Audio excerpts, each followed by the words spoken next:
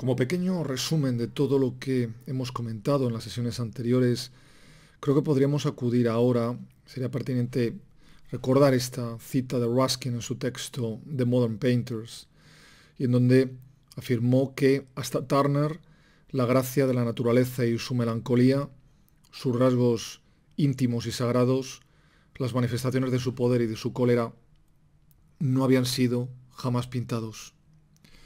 Asimismo, ningún objeto, se entiende que del paisaje, había sido tampoco, en opinión de Ruskin, reproducido con amor, porque los holandeses e italianos tenían esto en común, que pintaban siempre para hacer su cuadro, para mostrar cómo sabían copiar el sol, disponer de las masas o enumerar las bagatelas, nunca por amor al espectáculo en sí mismo o con el fin de conservar un recuerdo.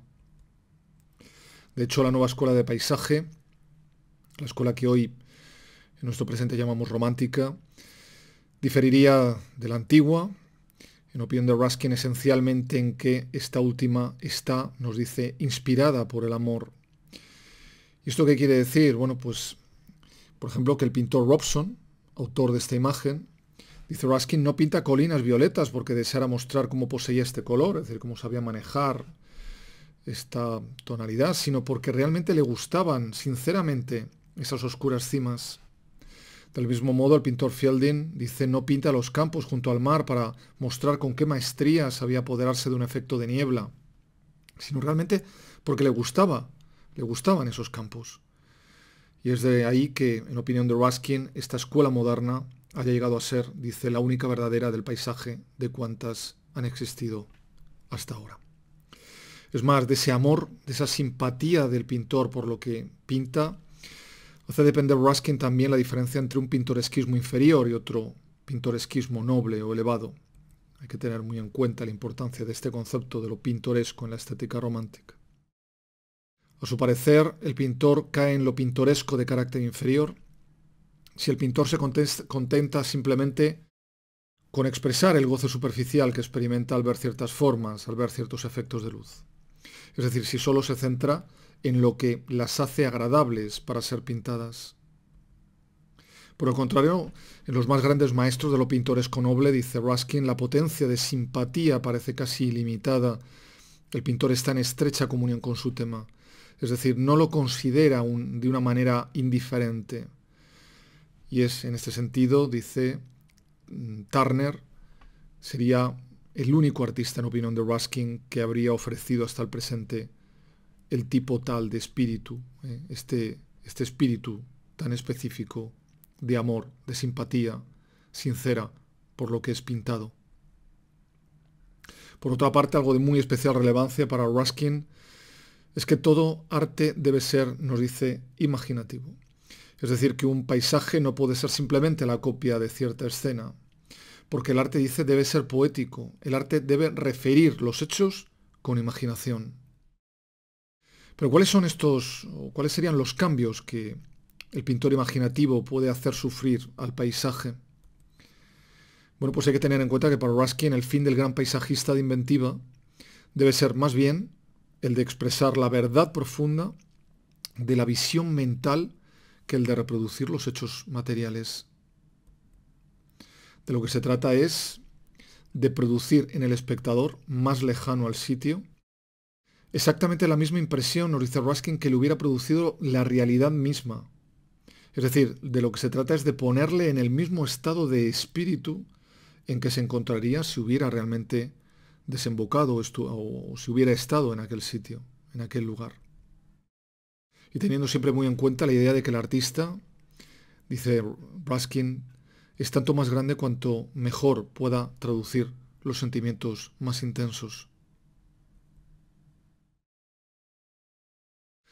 Turner, por ejemplo, tomaba apuntes a lápiz o a la acuarela de los paisajes que quería pintar, pero en realidad casi siempre los pintaba o los terminaba al menos en el estudio. Y seguro que incorporaría muchas modificaciones en los elementos representados para ajustarlos plásticamente a las necesidades del propio cuadro. No se trataría de introducir elementos completamente nuevos, sino realmente de actuar sobre el recuerdo de aquella experiencia visual, incorporando modificaciones que, paradójicamente, ofrecerían más realidad, ofrecerían más autenticidad a la impresión experimentada originalmente en el lugar.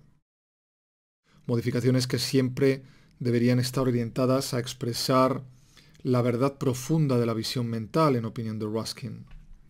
Y es muy interesante también cómo describe nuestro pensador precisamente ese proceso creativo, cómo opera el artista esas modificaciones. De hecho, piensa Ruskin que todas estas modificaciones que hace el pintor cuando está ya elaborando su cuadro, dice, se le sugieren al artista espontáneamente en su espíritu o en el espíritu. Es decir, que el artista en el proceso de creación estaría enteramente poseído por un sueño imperioso, dice Ruskin, que le grita, esto debe ser así. El artista, por tanto, dice, no puede ver nada, no puede hacer nada más que lo que esa fuerza o ese sueño le manda. Y aunque Ruskin no lo indica así, evidentemente de lo que está hablando es de esa nueva concepción del artista que es la del genio romántico. Y de hecho, estrictamente hablando, dice Ruskin, el artista no piensa en nada. Si pensase, se extraviaría al instante. Solo el artista mediocre y sin imaginación, afirma Ruskin, reflexiona. Es ciertamente un rasgo bastante característico de las estéticas románticas e idealistas la asociación entre la imaginación y los procesos inconscientes que se ponen en marcha en el acto creador y el concepto de verdad, en cuanto que la imaginación, pese a lo que pudiéramos pensar, no está vinculada o no estaría vinculada desde este punto de vista con la individualidad o con la subjetividad, sino que más bien implicaría la suspensión de toda individualidad, de toda subjetividad, al dejarse producir por la parte, digamos, puramente inconsciente de la mente. Por ello nos dirá Ruskin, cuanto más examino esta cuestión, más me persuado de que el poder de la imaginación reside en su maravillosa penetración, que lejos de ser ilusoria y engañosa es, por el contrario, la facultad más precisa y verídica que posee nuestro espíritu, tanto más verídica por cuanto gracias a su acción se encuentran aniquiladas la vanidad e individualidad del creador. Y esto Ruskin lo explica porque en ese proceso el pintor, dice, llega a ser un simple instrumento, un espejo en manos de un poder superior destinado a reflejar para otros una verdad cuya exactitud le es imposible probar. Y ese poder superior, que Ruskin no especifica, podemos decir nosotros que radicaría en ese no pensar, en ese ámbito de lo inconsciente, que sería el acceso a esa especie de sustrato de lo general humano, y en el que se disolvería la propia individualidad del creador, convertido el artista en esa especie de espejo de una verdad sobre la que habla Ruskin. Y es así que, en su opinión, toda verdad matemática, toda verdad aritmética o científica es, en comparación con la artística, se entiende, superficial y limitada.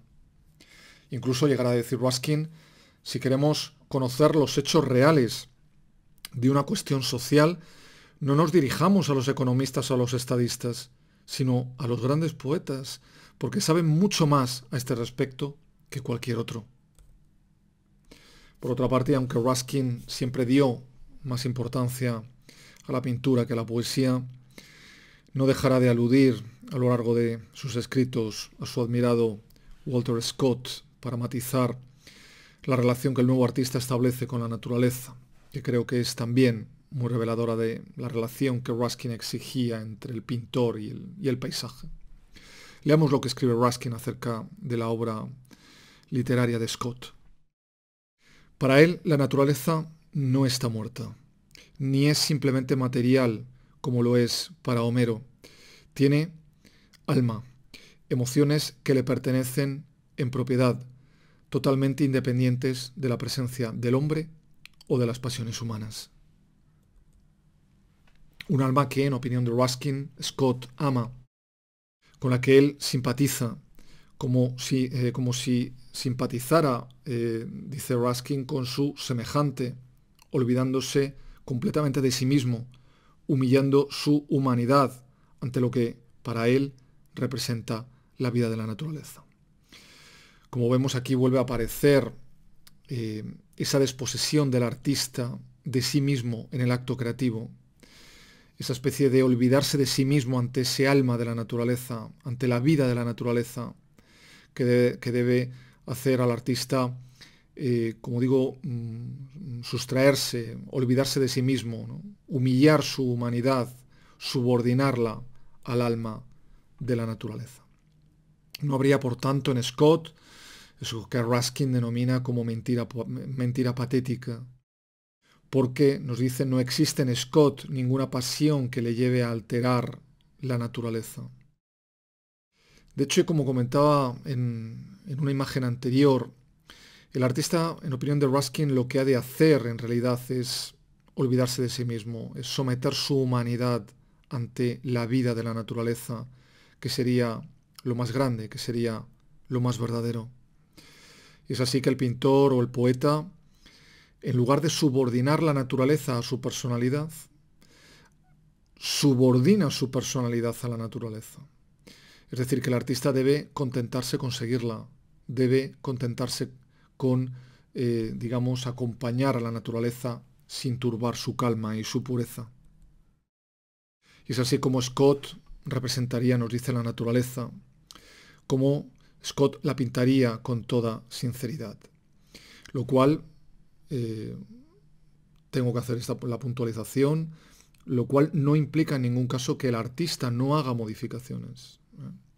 Lo que pasa es que lo que no ha de hacer es dejarse influir para ello en ese proceso por sus pasiones o por sus fantasías conscientes del momento, ¿no? Y por eso dirá Scott, ¿quién soy yo para turbar la pureza de la naturaleza con mis pensamientos? Claro, recordemos que, como decía también antes, el pintor moderno, el pintor romántico, según Ruskin, no reflexiona, el pintor no piensa en su acto creativo, ¿no? El poeta no piensa en su acto creativo, se deja de alguna manera llevar en su entrega y subordinación a algo que es mucho más importante que él y que podríamos decir le contiene, ¿no? El alma de la naturaleza. De modo que, contemplando esta fotografía de Niels Larsen de las Scottish Borders de Escocia, montañas que, por cierto, tanto inspiraron las obras de Scott, podremos resumir que la relación de Scott con la naturaleza y que tanto valora Ruskin, quizá considerándola como la que también debiera mantener el pintor, partiría en primer lugar de considerar, como decía antes, que la naturaleza tiene alma, que la naturaleza tiene emociones y que estas emociones son independientes de la presencia del ser humano o de las pasiones humanas que muchas veces queremos proyectar sobre ella. Un alma, la de la propia naturaleza, que el artista, dice Ruskin, debe amar como la ama Scott. Un alma con la que, la de la naturaleza, con la que el artista debe simpatizar. De modo que el poeta, de modo que el pintor, dice, han de representar la naturaleza con toda sinceridad, sin dejarse influir por sus pasiones y fantasías momentáneas, lo cual no significaría, como hemos dicho, el no incorporar modificaciones en su representación, si esas modificaciones contribuyen a que la imagen, a que la representación sea más verídica, más real, podríamos decir, más auténtica. Lo que sucede, repito, es que esas modificaciones en ningún caso deben estar motivadas por fantasías o deben estar motivadas por estados de ánimo de alguna manera conscientes. La impresión producida por el artista deben de alguna manera estar producidas por esa fuerza que de alguna manera lleva espontáneamente al artista a actuar irreflexivamente, poseído por una fuerza que le exige, como decíamos antes, que esto debe ser así y que hace que en esa especie de arrobamiento o de entusiasmo se vean aniquiladas su vanidad y su propia individualidad caprichosa.